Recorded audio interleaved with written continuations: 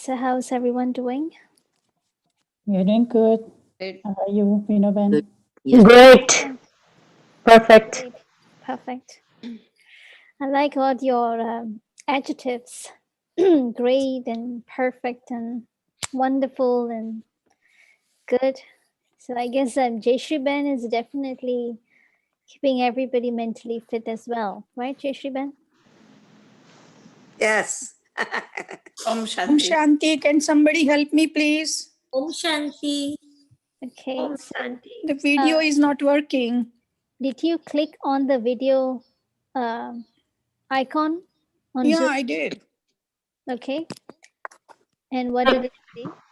It just says your microphone is unmuted, your video is stopped. And I don't.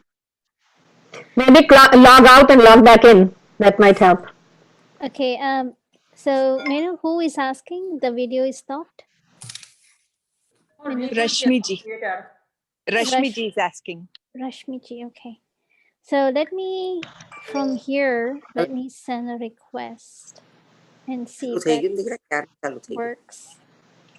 So email jo તારી email Rashmi, જોઈ is it Rashmi Bajpai? Desai.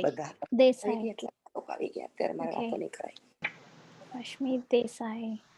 I'm just trying to find where is she. Okay, yeah, Rashmi Desai.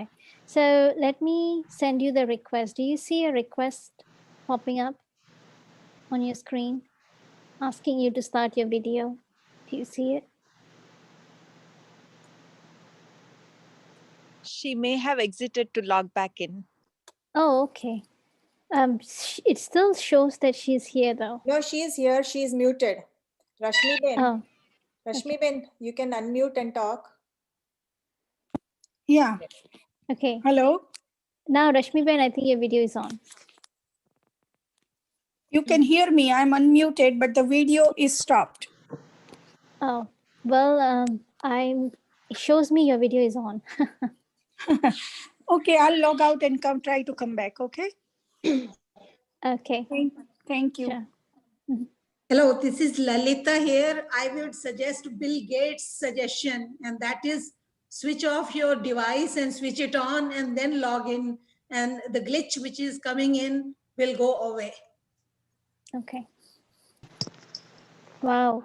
You know what surprises me? Actually, it wouldn't surprise me, but I would say it delights me to see everyone here is tech savvy. Technology has no age limit. For sure, definitely not. So all of you are absolutely tech savvy. I would say everybody, including you. અવાજ નથી આવતો, right? Sure. So did everyone do your homework? Yes. Yes. Yes. Om Shanti. Okay. Om Shanti. No, I did not do that. Shanti, Yes, we did the yes, homework. you did your homework. Okay. Yes. I'm finishing it now, teacher. I just slept one day. I couldn't. It was a good inspiration. I did mine as well. Good inspiration. So this is you mine. did. Ah, Yeah. very nice. I did mine too. I also have a book. Even I have a book which says anything is possible. Absolutely. It's nice to do the homework when we are in a group together. It feels like, you know, we are studying together, we are learning together, we're sharing together. Right? Yes. Right. Yes. So, okay. Naina Ben. Minaben, તમારું volume વધારે આવ્યું છે? People are asking for that. My volume, I have to increase it? Yeah, now that's better, right? I think. Okay. I shall hold like this, okay? Yeah, for certain people, I could hear it. But No problem. Can you Okay. clip it on the other side so you don't have to hold it? Just kind of push it around. Maybe that's better than to hold the whole hour. Okay. So that's good. Everybody have definitely did their share of what they were supposed to do. And we all did together. So what was your experience doing it? Maybe few of you can share. You know, each one had a different experience, each writing. Okay. And so I wrote down after each one how I felt. Hmm. So I accept everyone as they are. So I wrote that we have to develop tolerance, acceptance, and be more flexible. Okay. Wonderful. How about the others? When I did, as I was doing each page, there were thoughts coming to my mind. Like when it's, I'm a pure soul. I was born a pure soul with a clean slate. But after writing that down, my mind was opening up. But life's experiences have written on that slate. And it's sometimes hard when past experiences and negative experiences come to your mind, whether you try to meditate or try to do the homework. And they come and cloud your mind. And Jeshiven put it very nicely in one of her messages that they become resistant. That's why we need this. So as I was writing everything, I was like contemplating. And a friend here in the group said you have to practice it. So as you go along in the day, try to incorporate it in what you're doing, which I was trying to do at times. So I was writing about my each word should be blessing, and something had happened, and I was going to advise somebody about something, but then I paused and I said, is my word is coming out something that can help or that can soothe? If not, they haven't asked me, then I should not.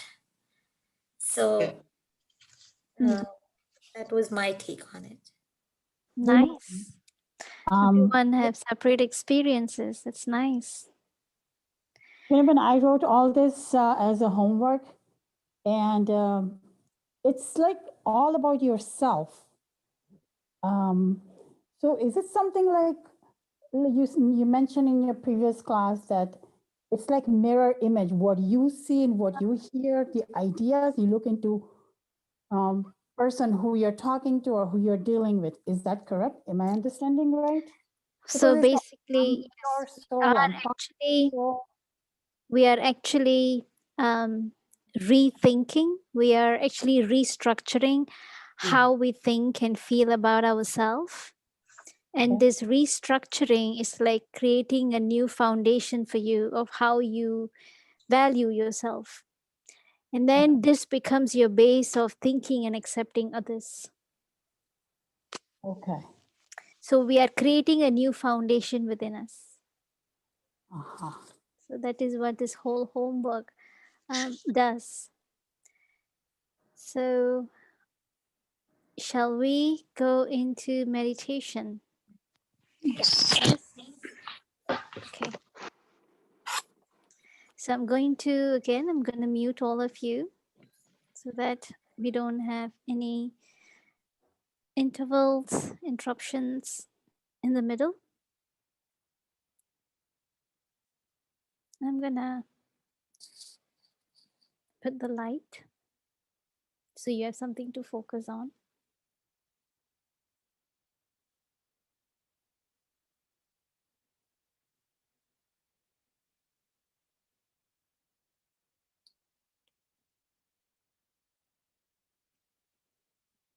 So just to let you all know that for this meditation, you would definitely need a notebook to write on. It's going to be a contemplative meditation. And then after the meditation, I will start the class based on what we would have experienced in the meditation. So if you're not having a book and a pen with you right now, so please have it. You would need it for this meditation right now.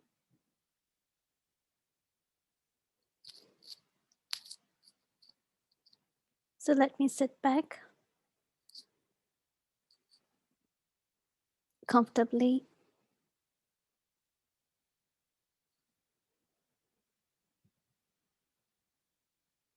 And just for a few moments, take all your attention away from your surroundings, or from thinking of what happened in the day.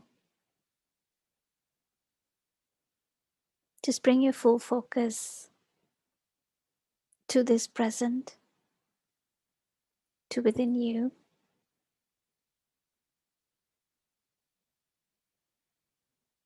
And today,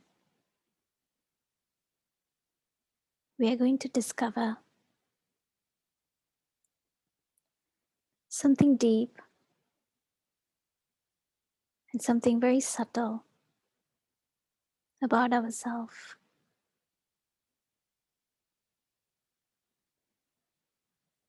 And for this, let me be completely honest with myself. Let me not give excuses or blaming anyone else, but let me be very honest with myself.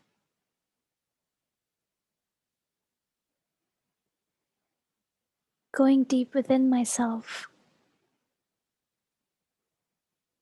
let me ask this first question. What causes me anxiety or nervousness? What causes me anxiety or nervousness? You can write this down.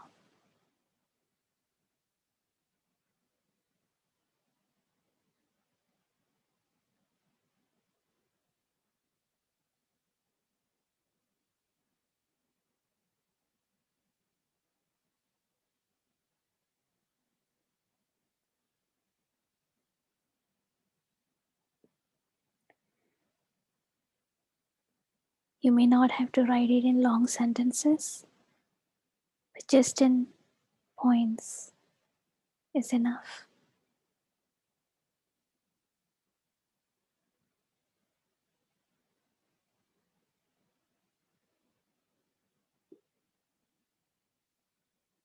And the second question,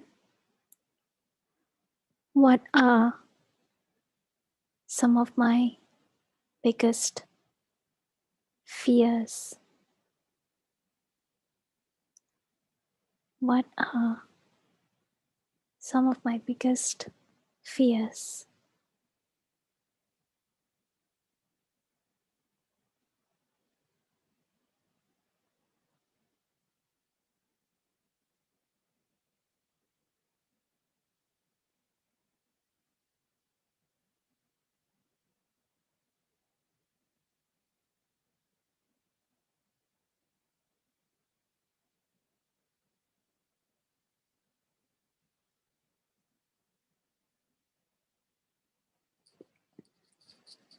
Third question, is there something in your life that you really want to do, but you're not able to do because of fear? Is there something in your life that you really want to do, but you're not able to do because of fear?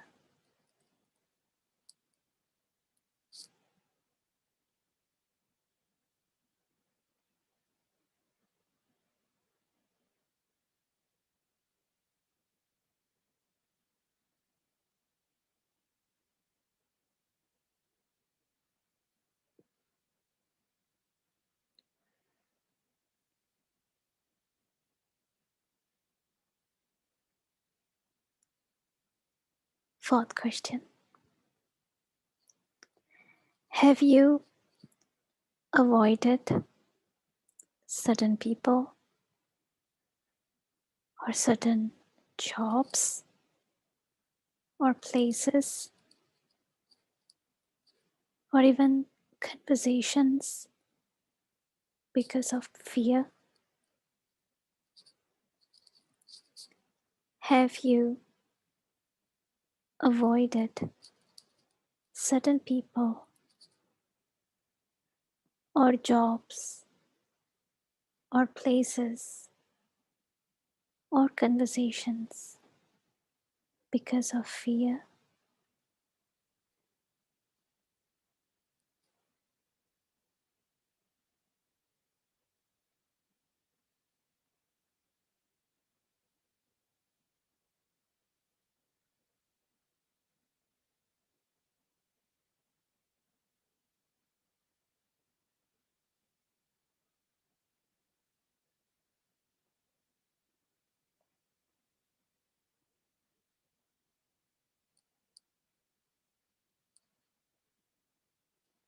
And the last question, are you afraid of what others think about you? Are you afraid of what others think about you?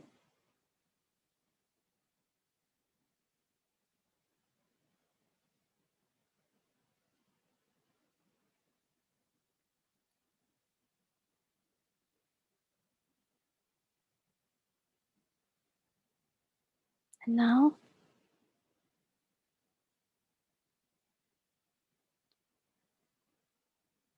while being in this contemplative mode, let us go deeper into today's class and let us understand what is really deep within us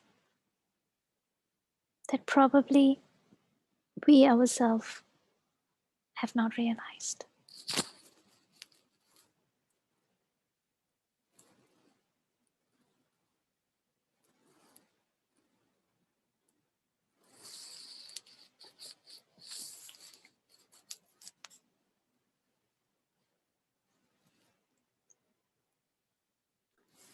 Om Shanti.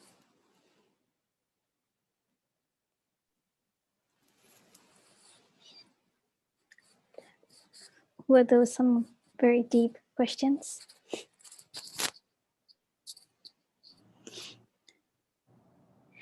I guess that when we ask the right questions, we'll get the right answers.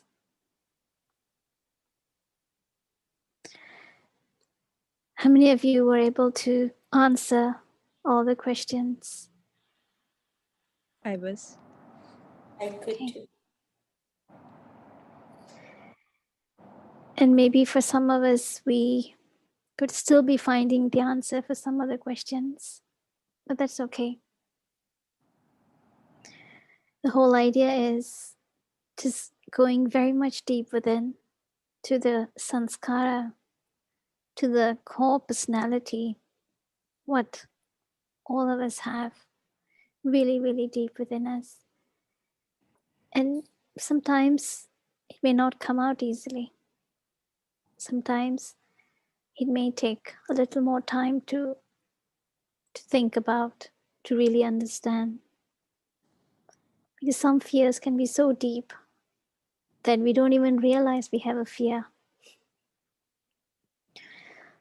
But the fact that when we are very naturally having the temptation to avoid something means is some very, very deep fear. And we may give many excuses or many reasons of XYZ why we need to avoid. And we may feel that it is reasonable. But for any reason, if we are avoiding something, even if it is something negative, even if the person, it could be someone who's very negative, the fact that we are avoiding means there is some fear. And that is really what we're trying to work here within ourselves. And if we see What is really fear? It's an emotion that we have created based on the belief that we are in danger. Right? Based on the belief that we are in danger. And these beliefs are what have been ingrained in us by different people. First, we can start with parents. Second can be education in school. Third can be society. Fourth can be religion. Fifth can be social media.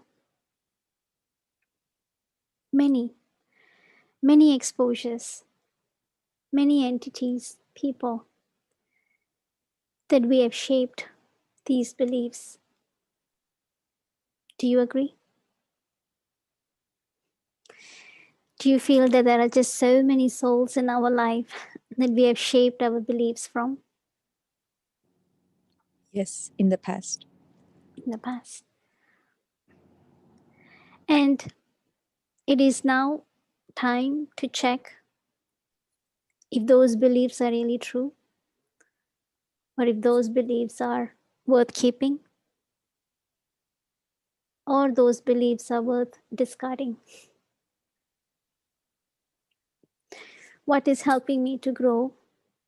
What is not helping me to grow? It's, we can't blame anyone else. They did this, they said that. According to them, they've done their best, right? According to every soul, whatever they learned, they just passed down. But now it's really our point. It's really our time or our choice to recheck and change. And so that is why it's like, today's topic, how to brainwash myself. Learning how to rethink. Probably not based on what I thought was the right before, but learning what is now necessary. Do you agree? Yes. Someone asked me this question. Is it better to be a weak person in a powerful position, or to be a powerful person in a weak position?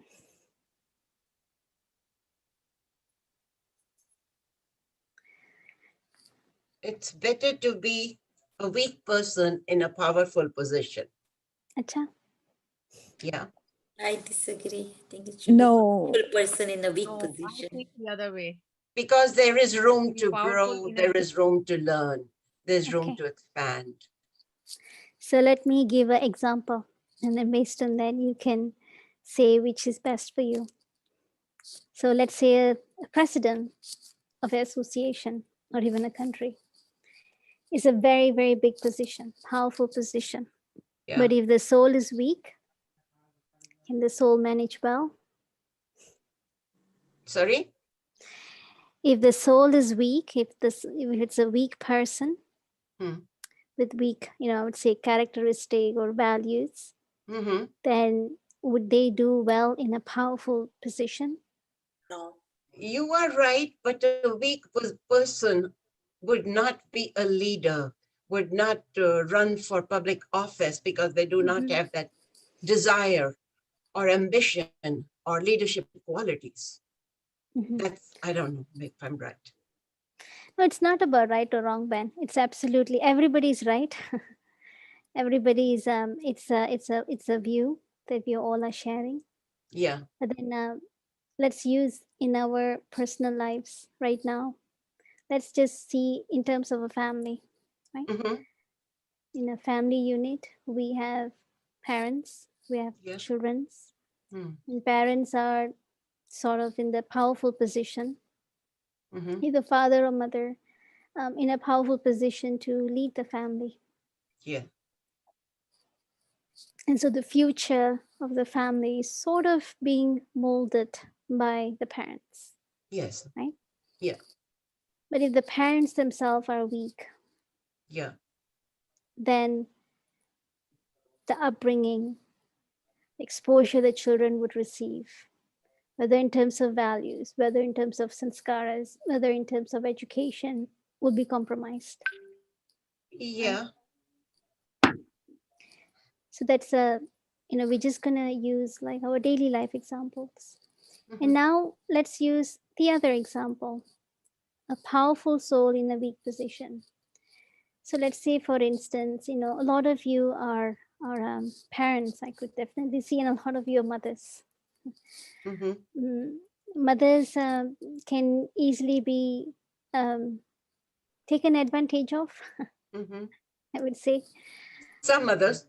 Some mothers, yes. First, when you're a child, you're told to listen. You have to listen to parents.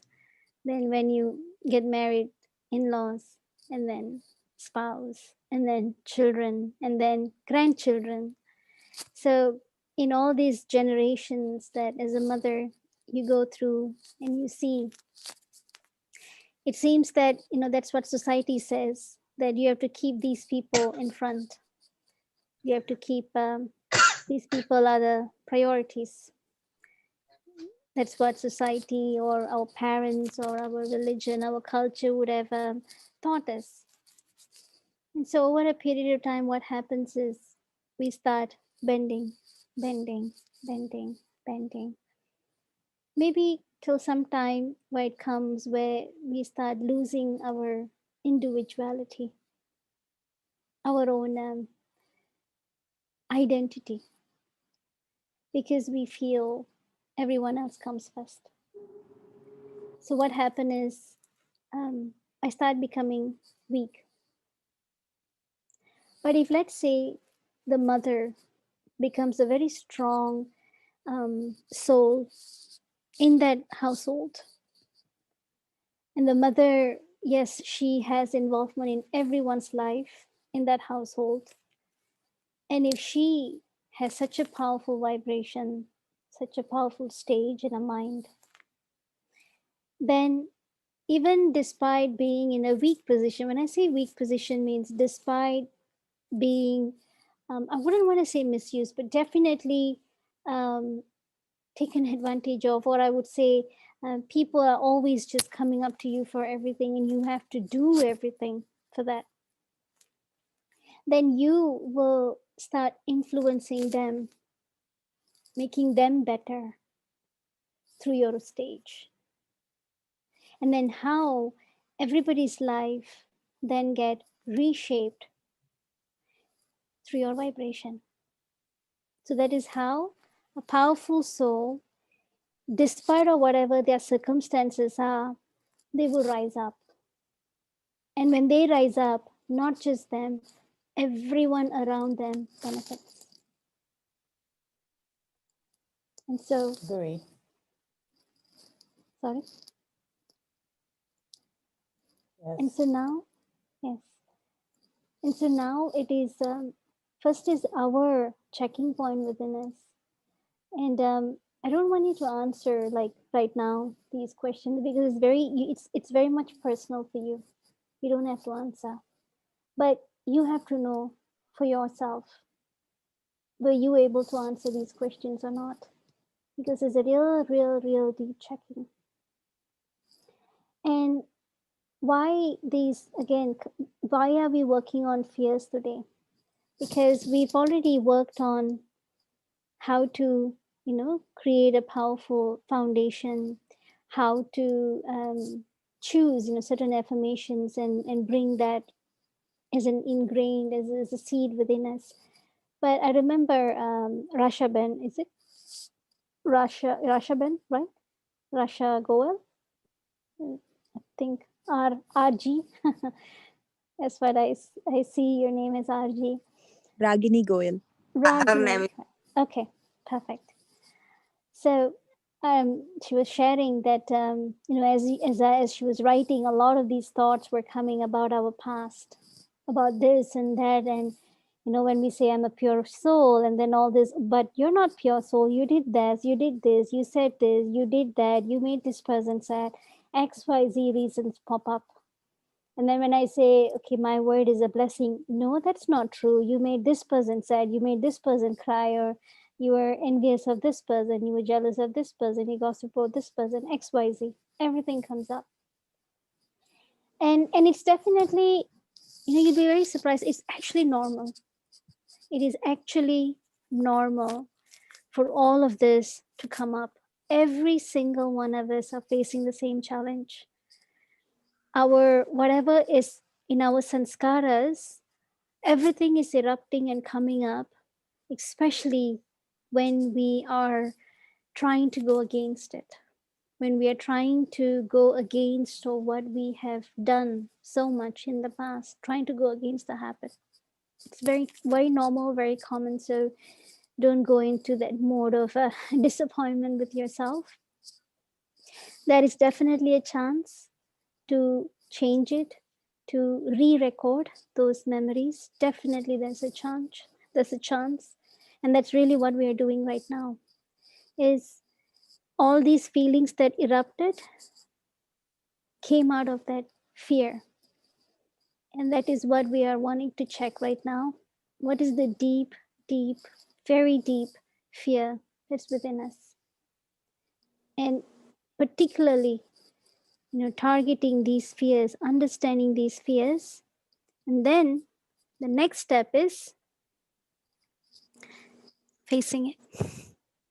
You know, I personally, I do have this experience. In my household, my my father, he was atheist, and my mom, she was very religious Hindu. And so growing up, I used to see this conflicts between them. You know, mom wants to go for all this praise and pujas and, you know, all these programs, and dad was reluctant. And then dad wants to go to other places. You know, he was like a interfaith. He wants to go to church and different places, and mom was reluctant. But anyhow, then they would talk, and then they would sort of, you know, they listen, and then they would go together to these different places. But just seeing those conflicts that happen between them. Then after that, of course, everything so much has reduced after they came into Brahma Kumaris. It was not an immediate change for them. It took many years for them to change, to sort of, you know, bring the foundation deep in. Whereas I guess, you know, different because I came at a very young age, at the age of 3, when my sanskaras were, at least my present birth sanskaras were in the stage of being molded. So I came to Brahma Kumaris at that age. But just seeing them, and my mom used to be very hot-tempered, short-tempered, I would say.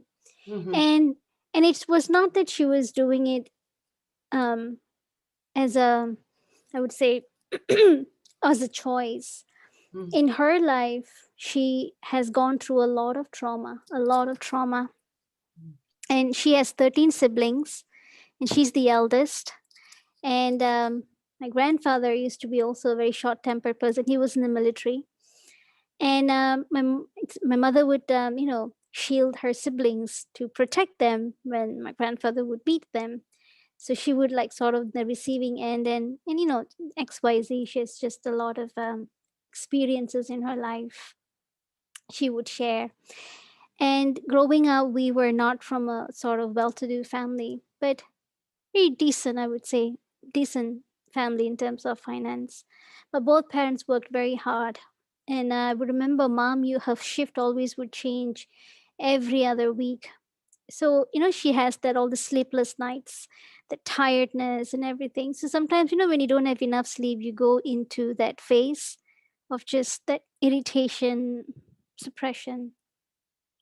So just going through, you know, all of that. And I think I started, whenever I would like to tell her something, you know, I have to check first, is she in a good mood? Can I tell her this? Is it going to be okay? So even as a child, I would I have to think twice to tell or not to tell, and sometimes have that fear, that nervousness. Is it okay to tell right now, or should I tell it later? So then I started developing nervousness within me, which I didn't realize, of course. When you're a kid, you don't realize, but you just don't want to go into the bad books of your parents, right? In the receiving end. So as I start growing up, this nervousness also started growing in me. And and also I realized that I also had created this habit of trying to avoid or trying to just escape certain situations or certain emotions, especially people who are angry. So I just want to avoid such people. But then I came to realize, after a while, I remember one of the sisters in the center. She told me that, don't run away from you. Don't run away from your own self. And I was thinking, I'm not running away from me. I'm just running away from them. I'm just running away from people with certain emotions that doesn't make me feel comfortable. But I guess it is true. When I try to avoid such people, I'm actually running away from my own fear.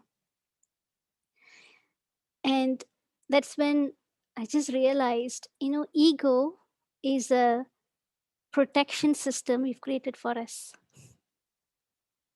Do you agree? It's a system of protection that we've kept for us from getting hurt or from becoming vulnerable. And we feel that it's an image that we have to uphold so that others do not cross the barrier and see what's within us. Because that's why the last question I asked was, do I have the fear of what people think about me? Because it's very deep. It's very deep in terms of this ego. Very, very, very deep. Ego means it's a separate image. Me keeping, hiding my personal self. And if there is ego, I cannot be powerful. If I want to be powerful, then I have to be vulnerable. Vulnerable means without this protection system. That is when I can actually be very powerful. And That's very nice. Would you please elaborate that little more? So sister, the fear that you're talking about is in relation to parents, like, supposing your parents are, short-tempered, but there could be other fears. There could be a lot of other fears, like, in my case, my own immediate family, if anybody falls sick or, my sons are sick or anything happening to my immediate family, the fear is that, oh, I hope nothing happens to them. And immediately the nervousness comes into me and I start panicking. I'll start perspiring. I'll have palpitations, things like that. So that is the fear which sort of comes into me, as opposed to, we were basically saying, parents being hot-tempered, but then I have that kind of fear. So dealing with that, fear of losing. Yeah. Fear of losing. Yes. Yeah. Fear of losing. Basically, when we say fear of losing people, in the other side of the coin, we can say fear of being lonely. Yeah. Also, when we lose. You love your son, your husband very much, your mother, whoever. And it's like always bad thoughts will come to your mind, negative thoughts. If they're coming home late, just, oh, I hope nothing happened to my mother. So I don't know, I think it comes out of love and caring, right? That's a very good question.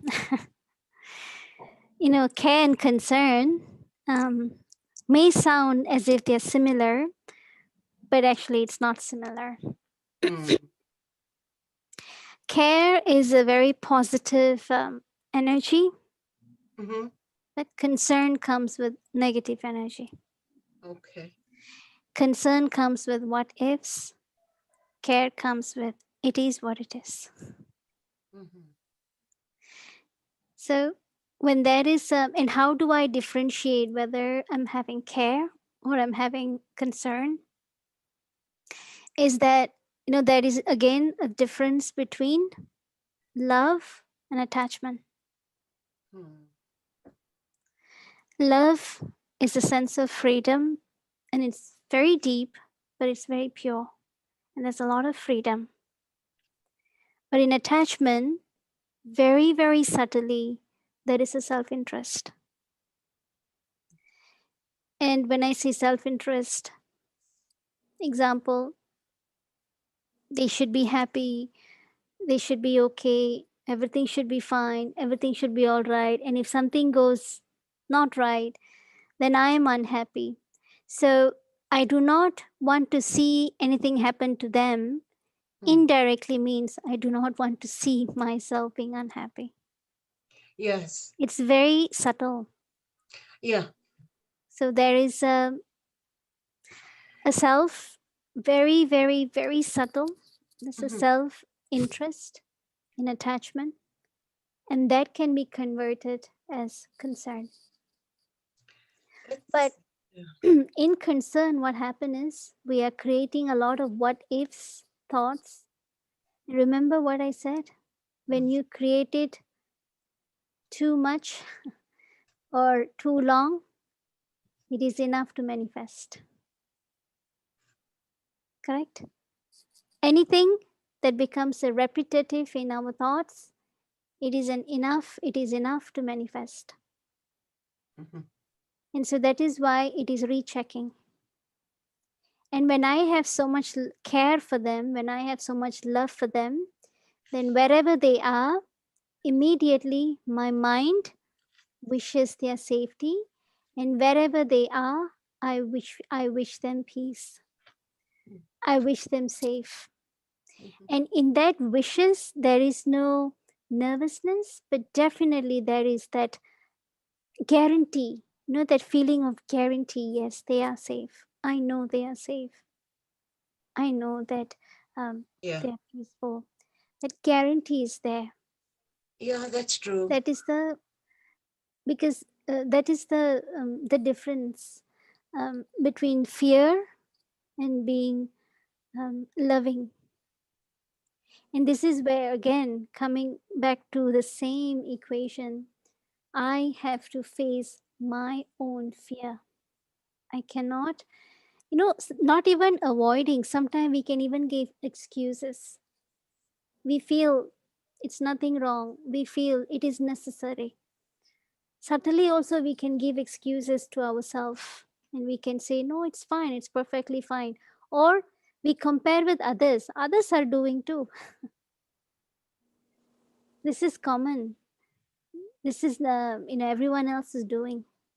So again, it's a form of excuse. It's a form of reasoning I'm giving to myself.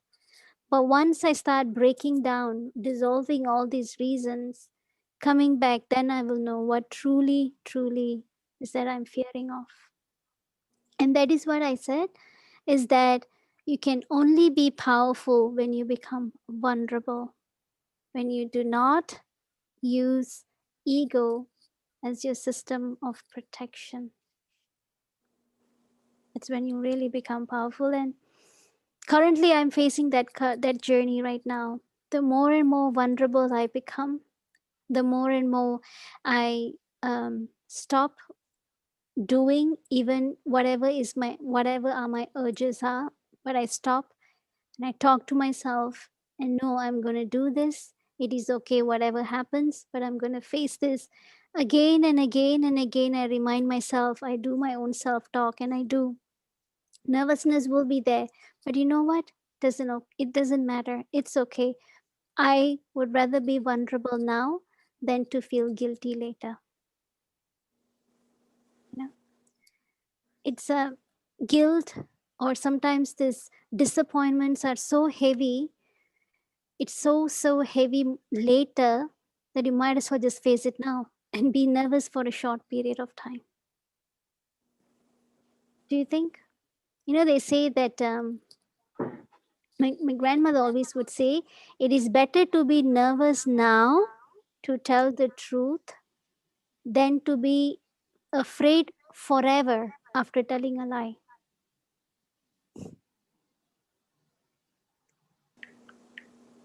Do you think? Vinobin, I have a question.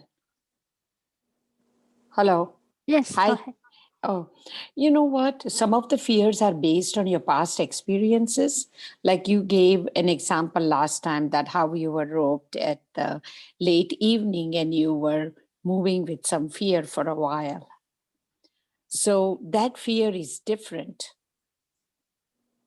because it came from your experience. Mm-hmm. What do you have to say about that? Can you elaborate a little bit? Yeah. So it is again a fear of darkness, right? It's that means one is that situation has happened, but another thing, like when you listen to social media, when you hear news, when you hear people say, "Oh, don't go out at night," or after the incident has happened, you know how sometimes you say, "Oh, this is why you shouldn't go out at night. This is why you should only stay at home." You know, you hear people tell this, you hear people giving you these advices. And then you hear all this social media. So one is your experience, another one is your experience is being backed up by everyone's beliefs and opinions, and then you end up thinking, yes, maybe it is quite dangerous. Maybe it is it's going to be very common to experience hurt when in darkness, which it's a conditioning that I created for myself, right? So all of these are conditionings. That's what I said, that you can have different opinions from different entities. Remember I said parents or school or social media or community or religion, just different opinions that I can take, and I can form a conditioning within me, and that conditioning can turn into fear, and that fear wouldn't allow me to face that situation in future again. So now you talk about the nature, the darkness. But sometimes you face that with a living, animal or people, and you get all these experiences. What do you have to say about that? Yeah, it's a very good question. There's a question in the chat here. How do you face your fears involving another person or their reactions? How do you face it? And even you face it, you still cannot get rid of fear. Very good question. Especially dealing with people's reactions. So you know how in religion or even anyone, they would say that do not give sorrow and do not take sorrow, right? But sometimes we could be doing something that we felt is right, necessary, but the other person would get upset. Have you experienced that? Have you experienced that you know this is absolutely right and you did it because your conscience said it, but the other soul got upset? So then I sometimes can feel guilty that, oh, I've gave them sorrow. But let's even remove the word sorrow from our dictionary now. Instead of giving sorrow and taking sorrow, let me replace the sorrow with harm. Let me not harm anyone, whether mentally, verbally, or physically. When I do not have the intention of harming someone, when I have the intentions that are clear, then I let me do it. And if the other soul may react the opposite way, then it is something that they will have to work on with themselves. At least from my end, my conscience are clear. So then do not get upset, because again, all of us will react differently, will interpret messages differently, will digest it differently. And some of us, we even need time to accept certain things. And so it is for the other soul. But from my end, I have to be very clear, because when I am clear and I did not go against my conscience, definitely I did not do it out of ego, then what happened is, whatever is the reaction of the other soul, at least I would feel I've done my best. I've done my best. Have any of you felt that way? That you have done your best? Yeah. And so even if sometimes people may be critical about you, may criticize you, may tell it off to you, but at least deep inside you know you've done your best. Yes, that does happen all the time. You know, all the time. when you were talking, Sister Vino, about that sometimes you do not face a person out of fear or put it in the background that it'll go away. With me, what happens is I do not like confrontation. I'll avoid the situation because confrontation doesn't help. So it gets us into conflict. So I will just avoid or walk away most times.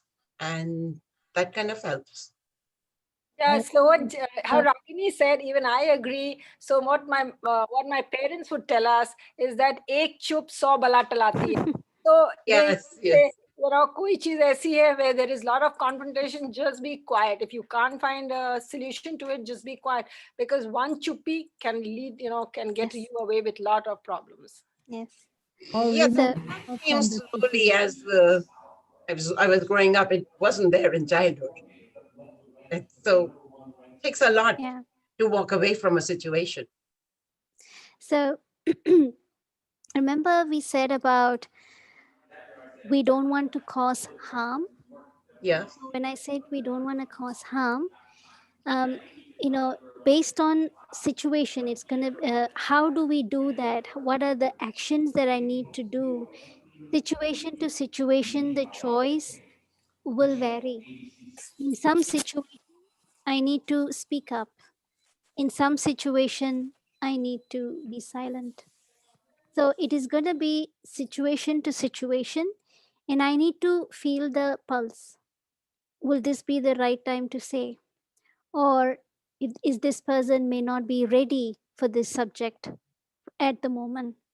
So then let me say it the next time. So these are again being, we're not being cunning, but definitely being tactful. Tactful, exactly. When to say, what to say, how to say. And this is not fear though. Yeah.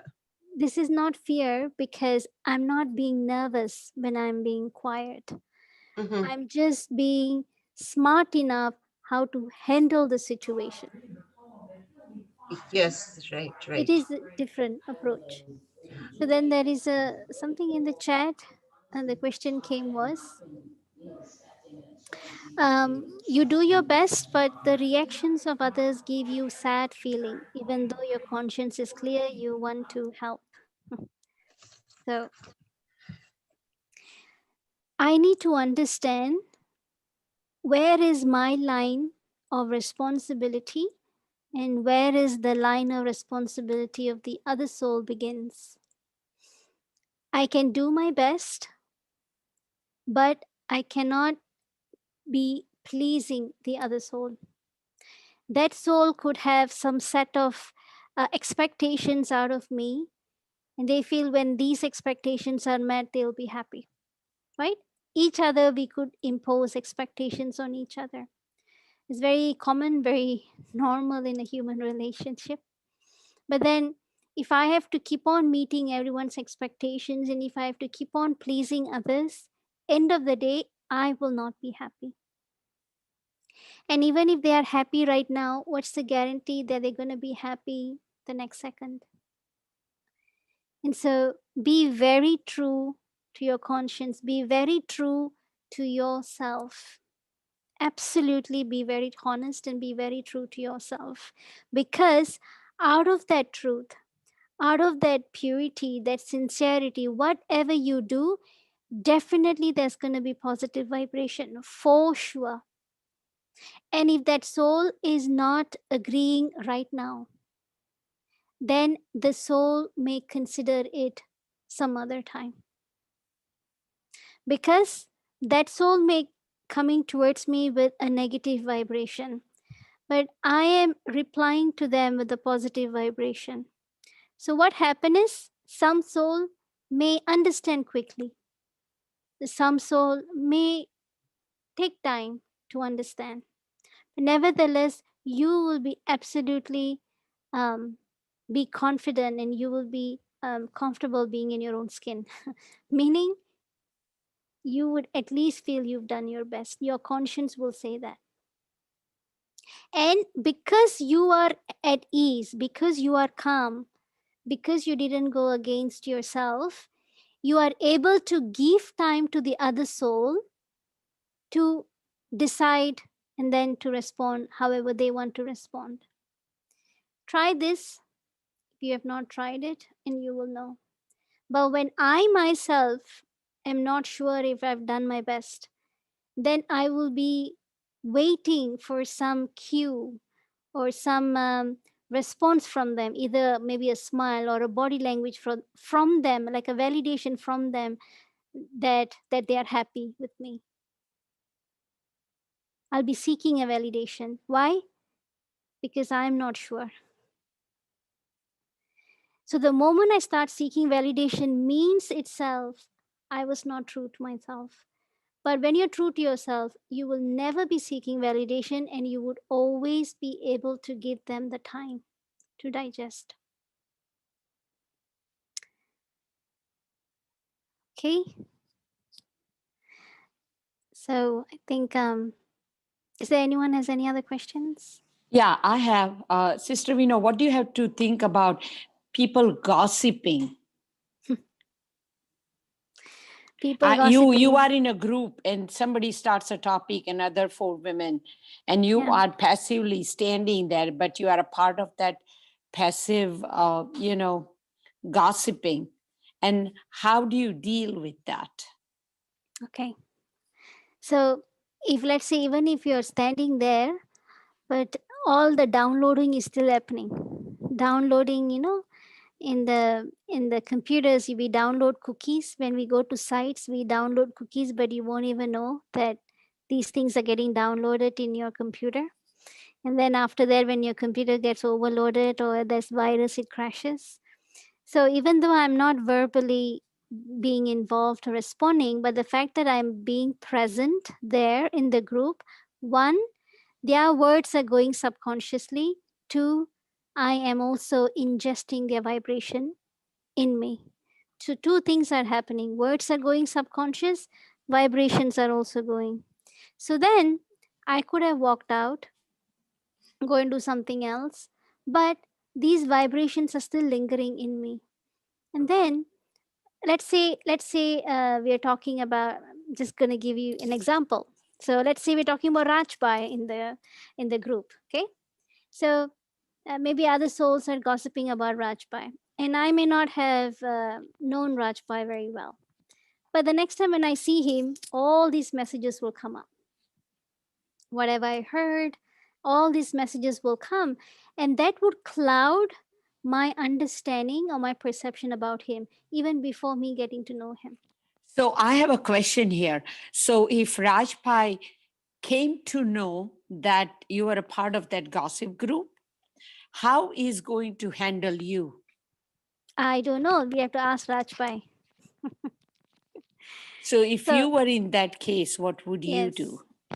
So the question is, if let's say I am being the topic of gossip in a group, and then if I come to know who are those souls who gossiped about me, two options.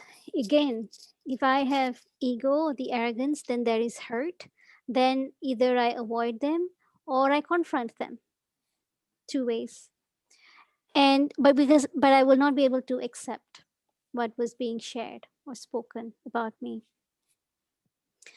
And if I do not have the arrogance, I do not have that ego of, how can they say this about me and XYZ, then I'm able to sort of excuse them. Okay, it's their opinion, it's what they are thinking, but I can check within me in some ways, in some grounds, have what they said was right.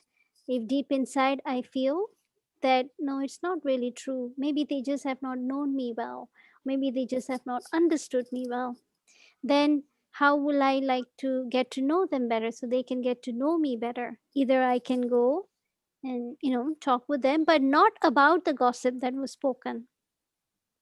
I'm not confronting them about the gossip, but just becoming more friendly. Let them get to know me well. And again, is sending vibrations to that soul. So, keeping my conscience or my feelings for them, whether it could be clear and positive, or acceptance, or it could be confrontational, arrogance, and disappointments. We have two options that we can choose.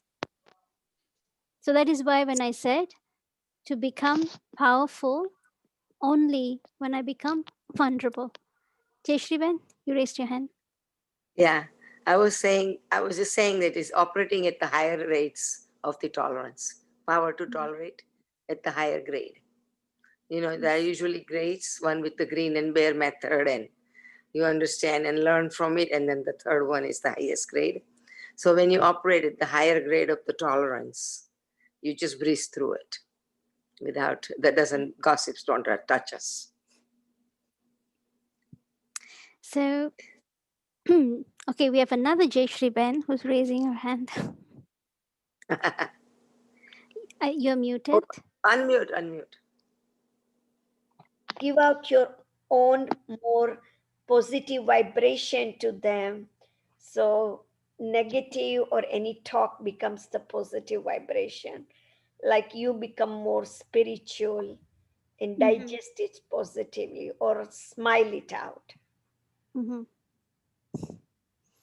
Like Jayshriben, like you're always smiling. You're the first one to pop up in the group. Whenever I open it at 4:30, she's the first one to be there, and her face is radiant, sparkling, and smiling. I love Shivani. I go in other group. I love the lectures of that. That's very beautiful. I'm sure a lot of you, you must have watched Shivani Ben. And now that all the lectures, everything that you have heard, you've listened, maybe some of you could have practiced it. So now, Shivani Ben should not be just present on your TV, but she should be present in your homes. It means all of you are going to be Shivani. Yes. Rajpa, you can also be one. Every home would need a Shivani band, and that is you.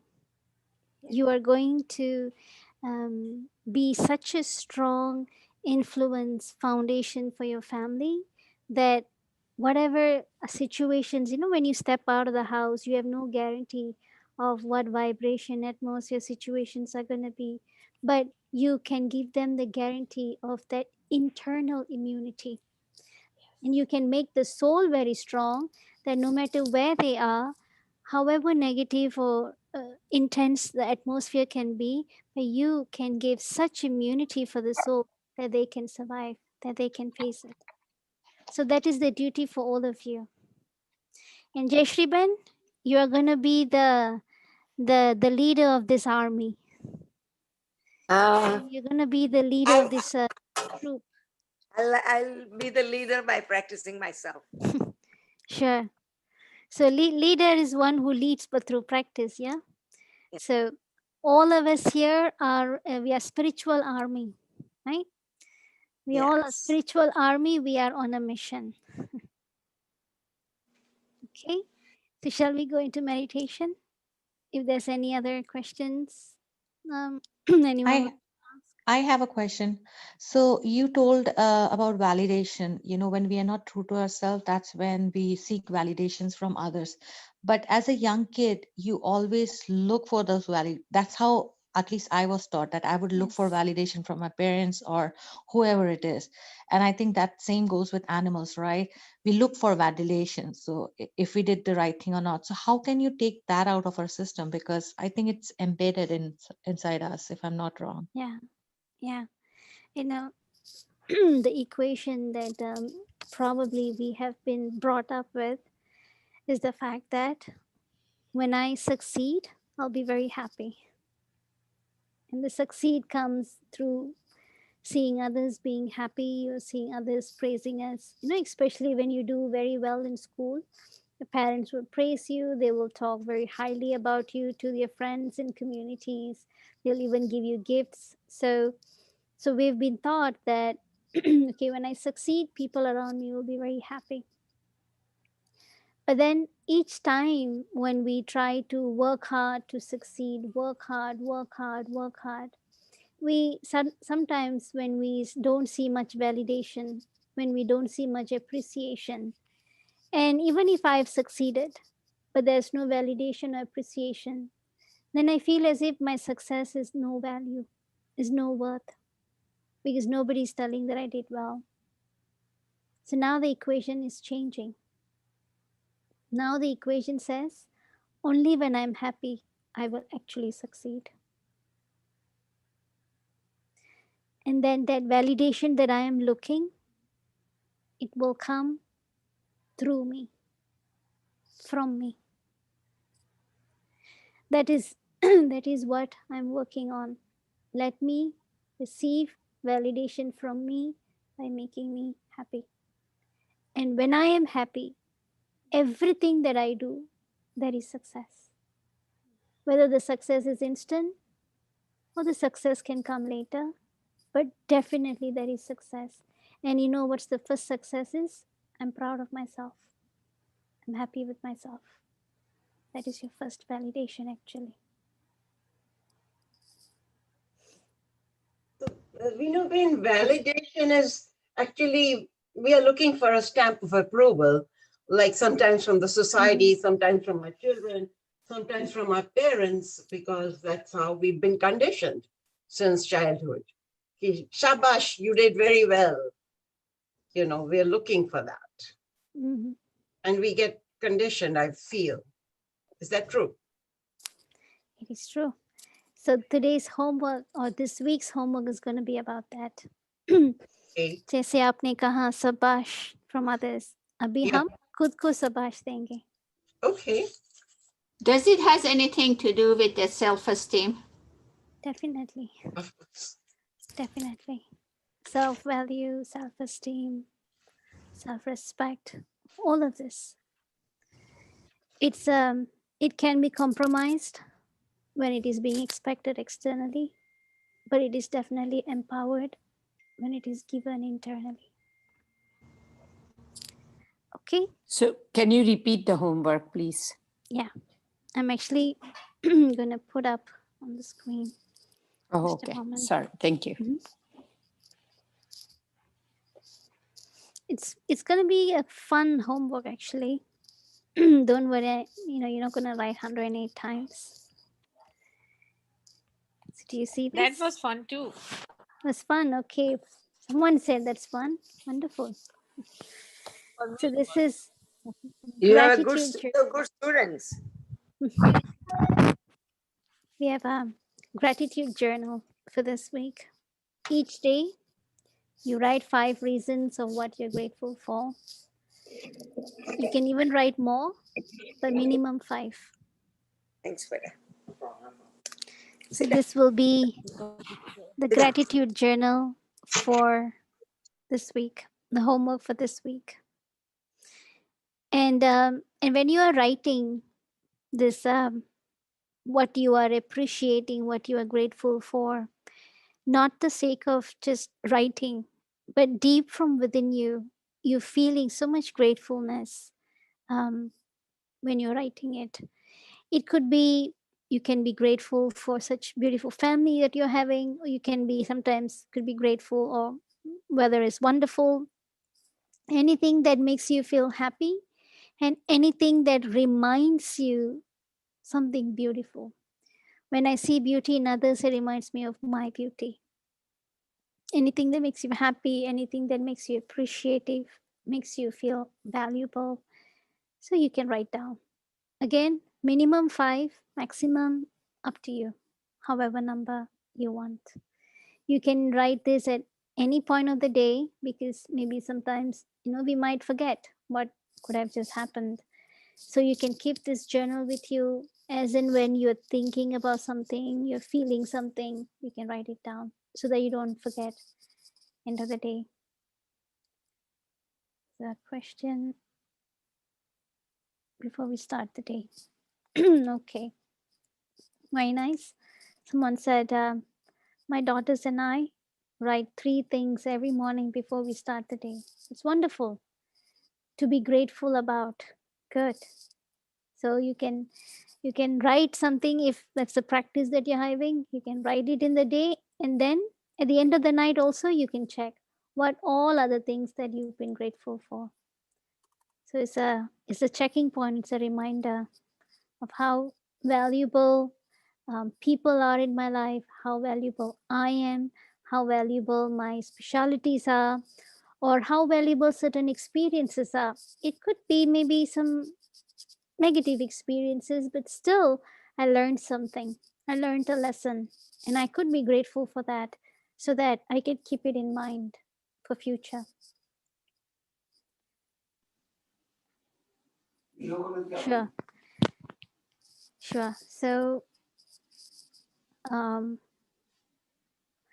I think it's in the email email that I'm sending out, in the chain email, at the sign off part at the bottom. My address, I mean the center's address and the phone number is there. So if you would like to call, you can call. Okay, so let's go into the meditation now. And again, once I will silently end the session. After the meditation ends, if there's no other questions, I'm gonna mute all of you.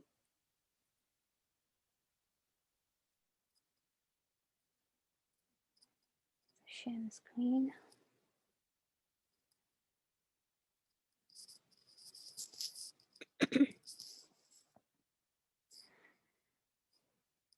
Let me sit comfortably.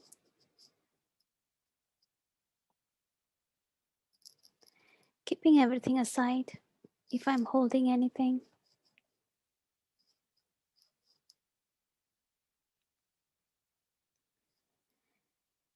And now going deep within.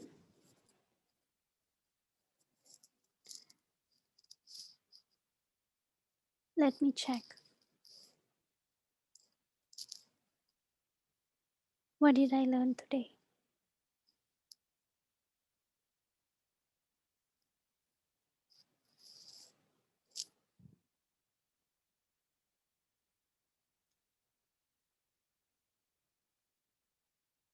And now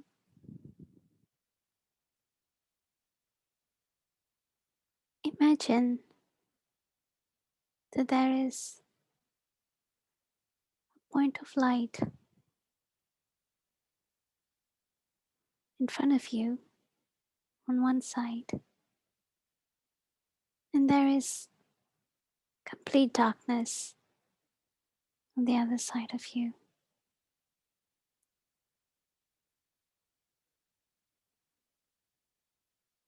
And that point of light is drawing you close to itself.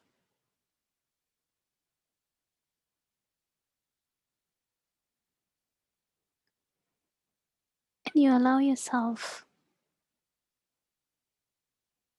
to get attracted to this bright light.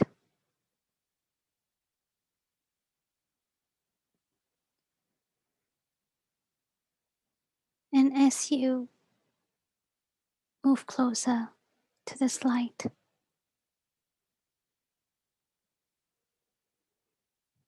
the rays of this supreme light is falling on me.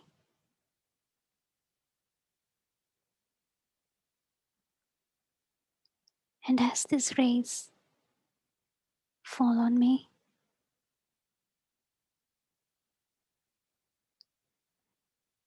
I feel calm,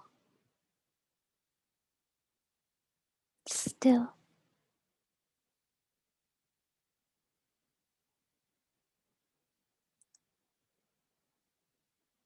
I feel a sense of protection.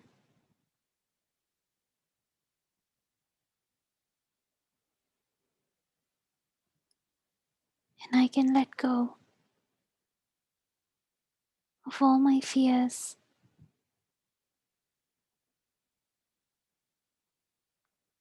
I can just let it dissolve by this light.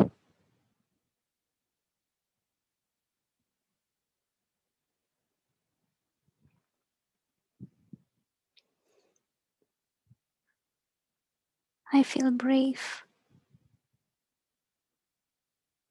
and hopeful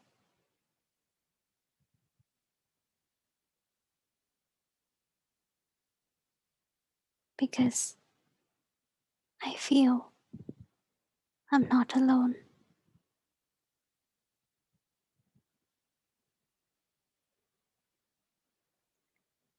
I feel this supreme light is always guiding me through someone.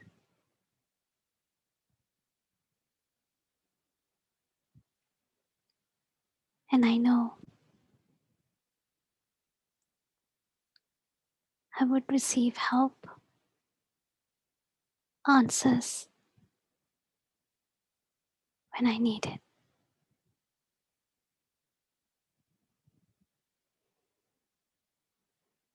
And knowing that this light is always watching me, listening to me, and guiding me,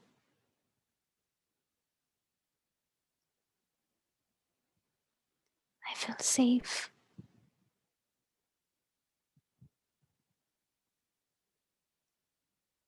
And I feel that everything is fine.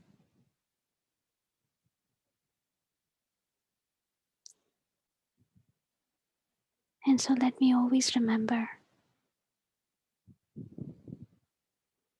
I'm never alone. I'm always protected.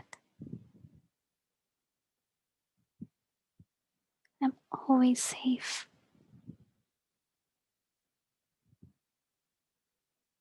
And I'm always empowered.